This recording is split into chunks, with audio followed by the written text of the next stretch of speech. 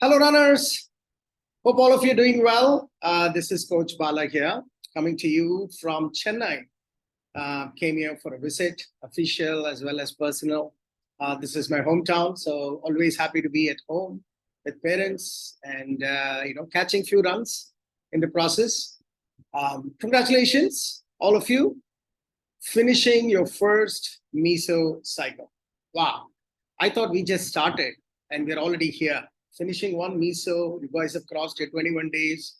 And you, as of today, you would be finishing your first meso cycle of 3 weeks. Well done, guys. Getting started is very important. Getting started right is more important. And by the looks of it, most of you are on it for the long run, pun intended, and things are going well. So it's good. Let's slowly build that momentum. As I had mentioned, the train has left the station from New York, and it is picking up speed. We have finished. We have crossed one major, station in the middle, which is the peak meso, which is the first meso cycle, and we are moving forward, and we will slowly reach our destination, which is the journey, as you all know. So today, in this weekend's message, I want to talk about two things. First one is that now that we have finished one meso, I wanted to introduce to you yet another tradition of runners. Now, this tradition is essentially built on the concept that whatever you measure, that improves. And we need to be very clear on what we are measuring. We need to be clear on what we are measuring. We are training for that, and we are measuring that so that we know what we are doing is reaping benefits, and we can plan accordingly.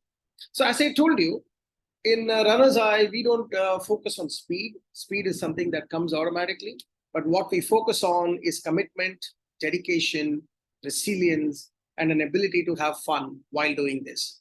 Now, if all of this is in place, one of the outcome, now if you think about like a company standpoint, like everything a CEO and his employees in a company and the investors, they do well. If the company does well, you can say that that one metric that will do well, that represents all the good work of the company as well as its position within the marketplace and everything would be its stock price, right? Something like that. If you are committed, if you're dedicated, if you're resilient, and you are managing to have fun so that you come back again and again, the representative metric of that is how well you're doing the runs, how well you are on top of the training program. So what we measure is not how fast you run, but whether you've done it or not. Okay. So at the end of every meso, we release what is called as a metrics dashboard. Essentially, what it is it's a view of how you have done in the past meso, and we provide you two metrics. One is the quantitative score, and the quantitative score is on a 0 to 5 scale. So if you are a 5, that means you have literally been on top of the training, you have not missed anything, you're sort of walk on water, And if you think that, are there guys doing any 5, on a season level, across the season? I would say that there are not one or two. There are many folks who have not only maintained a 5.2, a perfect score, the walk on water kind of a training regimen, not only in one season, but multiple seasons together. In fact, the podcast that I'm going to release along with this message is something that I'm really excited about. We're doing it for the first time, a new kind of podcast where I've brought in some runners who've had multi-season 5.0 continuously. And I just brought them together and I had a chat with them to figure out what it is that they do right to have this 5.0 sort of an outcome. So please do take a listen, learn from them, and let's all shoot for that. So 5.0 is the best. And then we have a 4. That means you've done a lot of good things, but you've missed here and there, one long run here, one weekday run here, a couple of strength runs there, and that type of stuff. 4 is also great. And then we have a 3.5 and a 3. 3 is meets expectation. That means 3 is, if you are at a 3, that means you're at least able to perform and continuously improve. And this training is going to be beneficial to you, and you'll be able to reach the end of the journey. Anything less than 3, obviously, a lot of things are falling apart. Anything less than 2, I don't know, maybe this is not the right place for you. Okay, so that's the way this this quantitative score is given, based on how well and how committed and dedicated and resilient you are and trying to do the runs and the strength exercises. From strength exercises, we only take strength exercises as done if it is recorded in final search. So you can manually go there and you can just put in the number of like how long it took for you to finish it. It's a gentleman's sort of gentleman/ladies agreement. If you have done it, we expect you to go in manually and enter the details in terms of how you felt and how long it took, and then sort of save it. Then it is recorded as you've done strength. Some watches send strength activities automatically, but it is incumbent on you to make sure that those strength activities are indeed coming to final search. Okay, so that's what we measure. So we, at the end of every meso, every coach, they look at their runners. And of course, this is only for the pro and master runners, light runners. We don't, coach do not look at your run. So it's a self-driven activity. So you won't be there in the metrics dash, but this is for the pro runners and the master runners. When they start the season, they would be able to look back and look at how their training has progressed, both from a quantitative score of 0 to 5 scale and a qualitative score where a coach summarizes how your last meso has been. So this is meso 1. So in meso 2, what you would get is how you have done in the last meso, which is a meso 2, as well as a cumulative score of meso 1 and meso 2 till that point. So if someone has a 5.2 cumulative score after the end of second meso, that means thus that runner has been so committed that that person hasn't missed anything for the first 6 weeks of the training program. So that's why, guys, when you get a 5.2 at the end of the season, it means you are a total rock star. That means you have not missed anything for 16 weeks. And then imagine if you have a 5.2 across multiple seasons, spanning a couple of years. That means for a couple of years, you have been on a training regimen that it inspires everybody. And you've made magical transformation on yourself. And there are folks who have done that. And those are the folks that I've had a chance or the honor to talk to, that I'll be releasing a podcast along with this weekend message. Please take a look at it. So this metrics dash will be placed in our website. I will be sending the link. You have to be signed in. And once you sign in, you will be able to access the metrics dash and choose your name, and you can see where you are and where your progress is and what your coach has thought about your training regimen thus far. Okay, give us a week. So the meso ends today. So it takes 1 week for us to sort of do the back end, should I say, assessment and reporting and all that. So we typically try to release our metrics dash for the meso ended a week later. That means by end of next week, we should be able to release this metrics dash. Okay, so look for it, guys. My second point for this weekend message is I want to introduce to you, now that you're entering the second meso, what can you expect? So 2 things you can expect. One is, as I had mentioned, the train is going to pick up speed. So you already built a little bit of a base of endurance and aerobic strength. So we will utilize that base and slowly ramp up the miles, the total mileage per week. And it'll be in a very structured fashion. It will not go crazy. There is a max 10% increase week over week. In fact, it will always be a step function. That means you have reached the top of the first meso. Then there will be a little bit of a dip next week. This is for your muscles to recover. And then we again go up week 2 and week 3 of the next meso. And then we stop at the next level. And then there's a little bit of a dip and then like that. So it's kind of a step function. It keeps going up. So you can expect an increase in mileage at different types of runs for certain experienced runners. You will see that.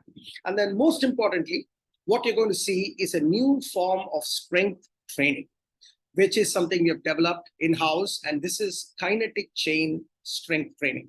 So let me explain a little bit about that. So for you to run, as they say, running is a full body workout from a muscular standpoint. It's not that just your calf muscle needs to be strong or a thigh muscle needs to be strong. Actually, there are a whole set of muscles from almost your neck to the foot that needs to be in play. They all need to do their job for you to do an effective, most efficient run. That set of muscles that comes in play when you're running, I term it, or we term it, the kinetic chain, the chain of muscles that delivers the kinetic energy to your body. So if you think about it, if let us say there are 50 different muscle groups that needs to be in play for you to make the run, and if let's say 5 muscle group is not working, If 5 muscles are not working, then essentially the remaining 45 will take up the load, or in other words, it will be overloaded. And this additional overload might injure that particular muscle set, and hence we'll have injuries. So another way of saying this is, let us say you have a knee pain. It doesn't mean that it is the knee muscle that needs strengthening. It's entirely possible that many muscles above the knee are not taking their load, say the hips, the glutes, the various other hip muscles are not taking the load that it is supposed to do. And as a result, the knee muscle is taking on extra load and it is not able to do that. And as a result, you have a knee injury. Same thing can be applied to various portions of the muscle group that you can think of. So for us to have this full body development, we need to strengthen the kinetic chain. So for us to strengthen the kinetic chain, we need to first understand what are those muscles. So, well, I'm not a doctor, so I won't be able to give you a really good sort of insight into various muscles, but I can definitely point out those muscles that needs to be in play. And I would like all of you to gain that knowledge a little bit. And then as you enter meso 2, you will see that your strength training is now focused on strengthening different portions of the kinetic chain. So we have divided the kinetic chain into the lower kinetic chain, the middle kinetic chain, and the top part of the kinetic chain, which is the chest and the back area, then your hips area, and then of course the legs area. So different muscle groups are isolated and strength training is given to that. And I expect all of you to go through the YouTube videos.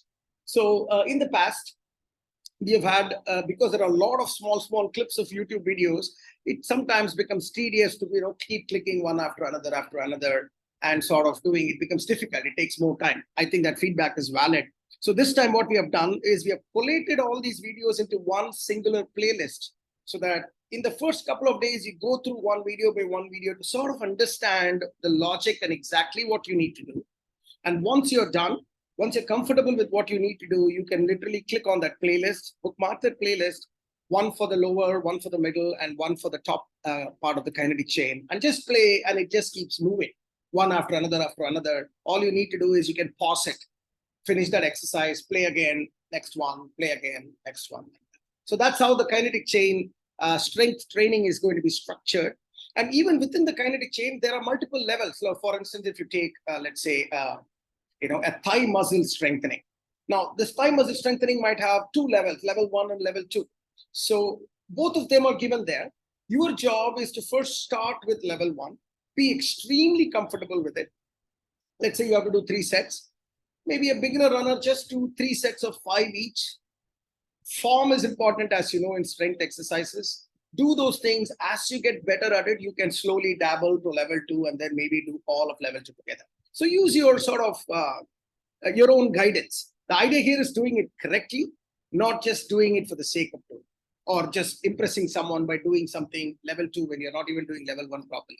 Okay, that's what I would say about these kinetic chain exercises. So let me share my screen a little bit. Those of you who are listening to in the video, in the audio, this is the portion where I might like you to come to the video portion of it and take a look at the couple of slides that I put together for you to highlight this kinetic chain that I want you all to sort of be aware of. You don't have to remember it, but you need to be aware of. Knowledge is power.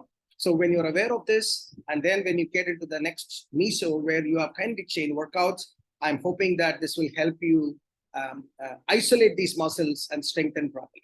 Okay. So with that, let me share my screen. So there you go. So what I would do is,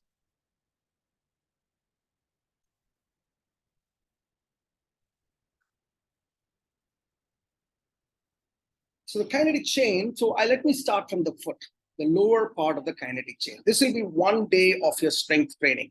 So if you start from the foot, of course, foot itself has got multiple muscles and cartilages and fascias, and so there is no specific workout per se other than stretching, which we do as part of a dynamic stretching. And also when you're running, the foot gets extended and contracted, so it does get itself strengthened.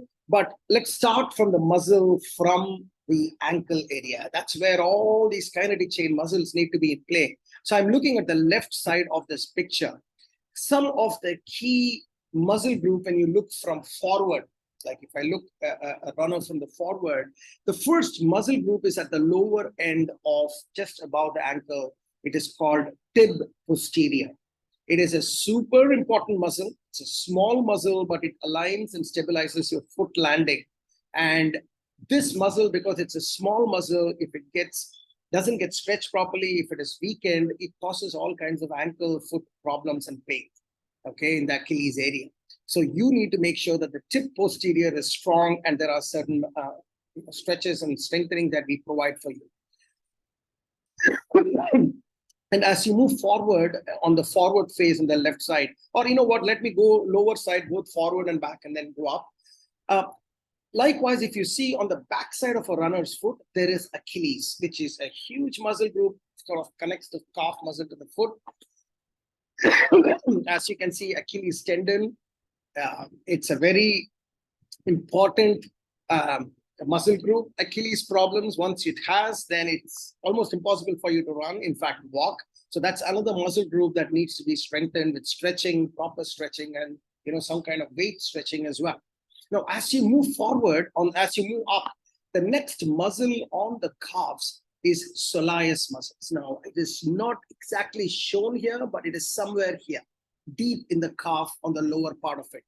This soleus muscle is also called, like, they see this gastroc muscles. Gastroc muscles and soleus muscles are here in the backside, this big calf muscle group. The soleus muscle is also called the second heart. That means it seems that a proper functioning of soleus muscle is required for the body to send back the muscles back through the veins, back to the blood back to the heart through the veins, like the blood that is sort of bad blood that needs to go back. Soleus muscle, a good functioning of that will enhance that. So that's why it's called a second heart.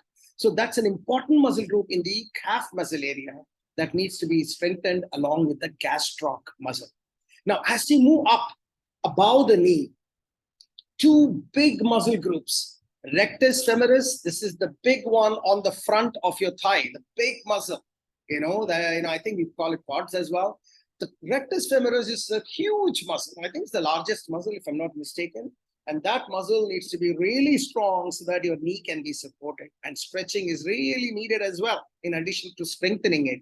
Likewise, once you get to the back of so this rectus femoris in the front, the back of the thigh is the hamstring. Huge muscle group again. If you look at this, it starts below the glutes and it goes around the knee. It ends around the knee. Hamstring, as you know, hamstring tightness will cause a lot of issues on the hip flexion and extension part of your running portion.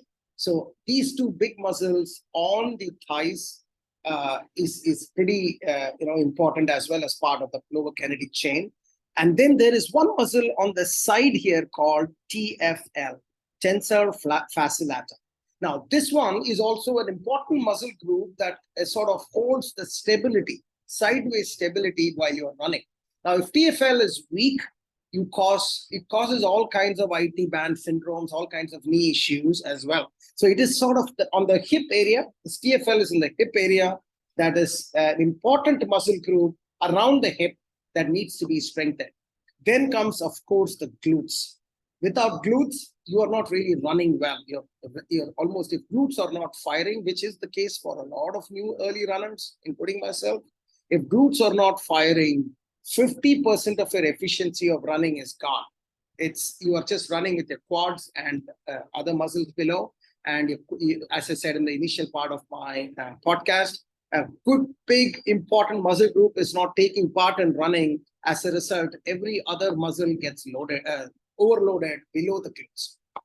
So if you look at the next slide, I just wanted to just double click on that glutes a little bit.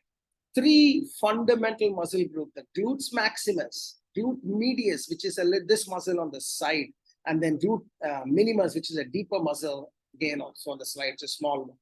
Out of these three, the glute medius is the most important one. Of course, glute maximus delivers the power. That's the main butt muscle. But the glute medius provides the stability. Now, this lack of glute medius firing is what causes all kinds of stability issues when your foot lands on the ground.